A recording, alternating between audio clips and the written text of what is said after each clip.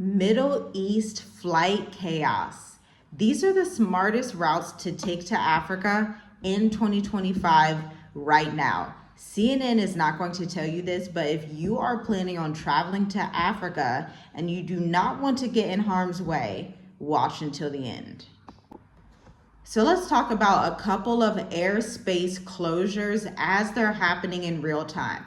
We obviously have Israel, Iran, Iraq, and Syria.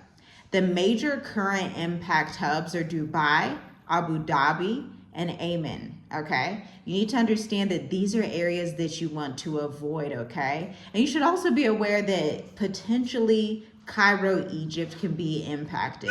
Even Ghana has announced that they are rerouting their citizens to get out of both Israel and Iran and take them over to Turkey so that they can safely get back to Ghana, okay? So if you are in the diaspora and you plan on coming to Africa, your layover is safe if it's in Turkey for right now. It's safe if it's in Paris, France. It's safe, obviously, if it's somewhere in Asia, but you do not want to fly directly through the Middle East, although you can still reroute to Addis Ababa, Ethiopia. So this is obviously going to impact mission organizations, group trips, those of you who are doing retreats, and then digital nomadic families like myself if you are planning on traveling. I know our family, our rule of thumb in this time is that we are only traveling within the southern hemisphere. And so obviously we are in Mauritius, Africa, and so South Africa is safe to fly to.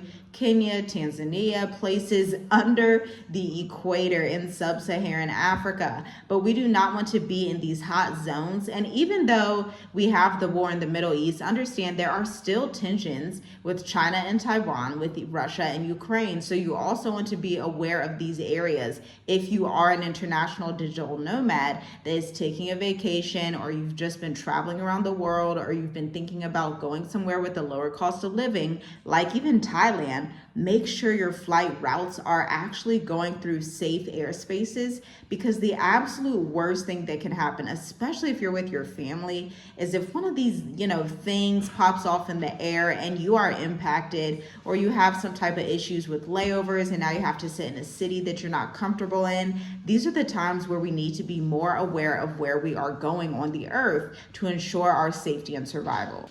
Now, we need to talk about the popular destinations in Africa that are currently being affected.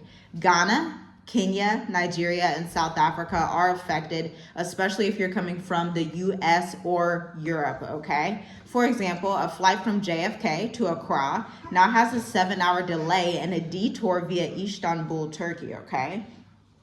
Again, there's a lot of creators and entrepreneurs and nomads in Dubai. A lot of people who do business in Africa also do business in Dubai. And so if you are in Dubai, you want to be on high alert, essentially. Really all over the world, we need to be on high alert, but especially in these hotspot areas, okay? And I want you to drop a comment if you have had to reroute your flight in the last couple of days or in the months coming up, okay? The smartest routes right now for you to take, these 3 routes. You're gonna want to go through Istanbul, Turkish Airlines. That's the airline we use to get to the continent. They're very good, minimal distractions, fantastic, clean entry, clean exit, okay? It's the most consistent. Next, you can possibly use Ethiopian Airlines. A lot of our clients fly Ethiopian. We hear great things about Ethiopian Airlines. They have a solid east-west connection as well, stable hub. So this is how you're gonna be able to do intercontinental travel throughout the continent via Ethiopian Airlines. Kenyan Airlines is fantastic as well.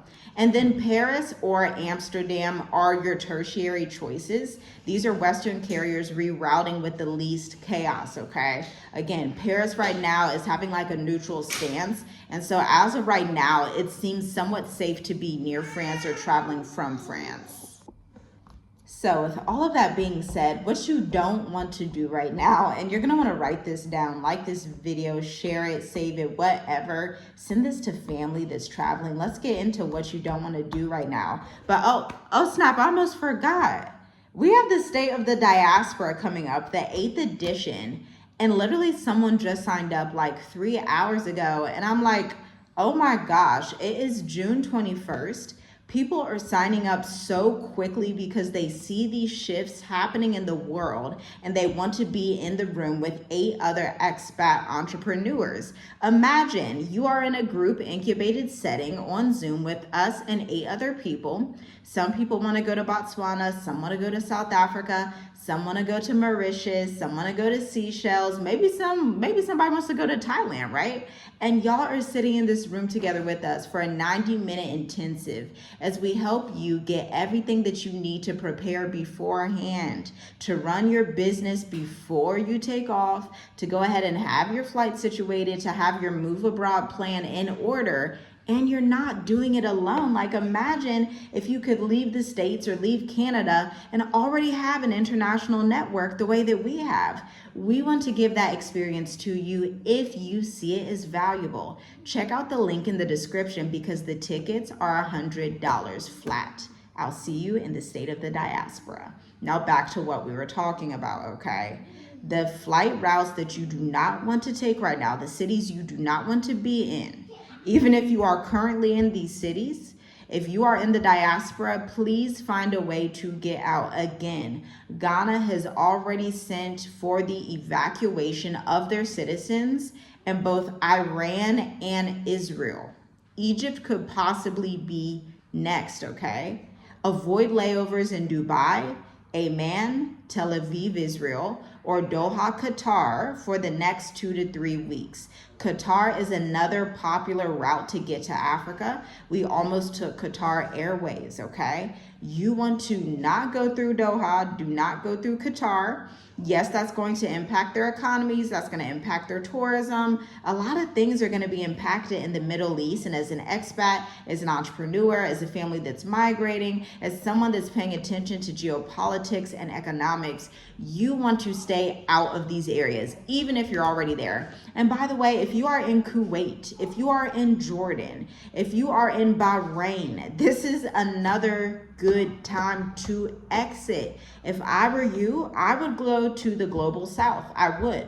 Even if you're someone that wants to go to Southeast Asia, that's still south. But my preference, my family's preference that we're always going to tell you on this channel is that you need to come to the African continent and you should probably be below the equator, okay? That's going to be your safest bet right now. Now, here is the bigger picture for us to understand as a community here. We need to think about sovereignty in travel, sovereignty in business, sovereignty in lifestyle, and how we prepare for these things that are coming to the earth and are already here on earth matters. It matters for our generations. It matters for our children's children, because in both ways, one good decision can change things for your family for life.